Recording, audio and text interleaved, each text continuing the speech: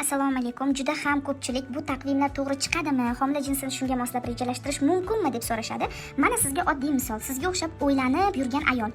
Oddiy chat. Mana 100% sanalarigacha ko'rinib turibdi. 2023-yil oktyabrdan boshlab yozishni boshladilar.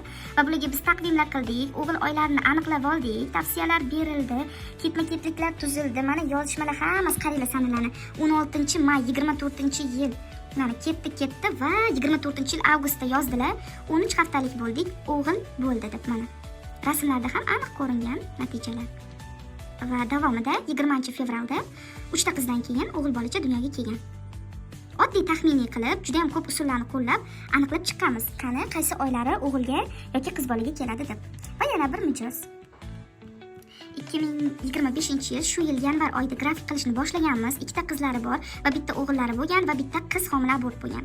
Umumiy olganda 3 ta qizdan keyin 1 yillik grafik qilingan o'g'il bola uchun mana. Bunda qaranglar, har bitta odamni o'ziniki individual ravishda tuziladi. Tuzganmiz, tavsiyalar berganmiz, mana harakat qilish boshlangan. Sanalariga ahamiyat bering. Bu 100% sizga o'xshagan oddiy ayol, shunchaki harakat qilib ko'rdi xolos. Demak, homiladorlik yuz berdi iyun oyida va oktyabr oyida mana ultratovush tekshiruvini tashladilar.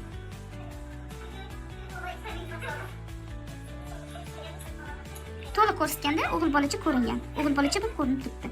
Va bu joyda minnatdorchilik bildirib yozdilar. Avvaliga ishonmagandim, lekin tavakkal qilib taqvim olgandim dedilar. Mana chiroyli dilsizxorlari kelgan va ultratovush tekshiruvigacha bor. Hattoki sizningcha ham o'g'ilmi deb so'radilar va o'g'il bola ko'ringanligini aytganman. Va shuningdek mana turmush o'rtog'ini minnatdorchiliklari bilan bizga o'zlari suyunchi pullari ham tashlab berganlar. 100% tabiiy sport. Bu grafikni hisob-kitobini esa men boshqa videolarda berganman. Agar mutaxassis bilan siz tuzdirmoqchi bo'lsangiz, kommentariyada berilgan lichka orqali bog'lanishingiz mumkin.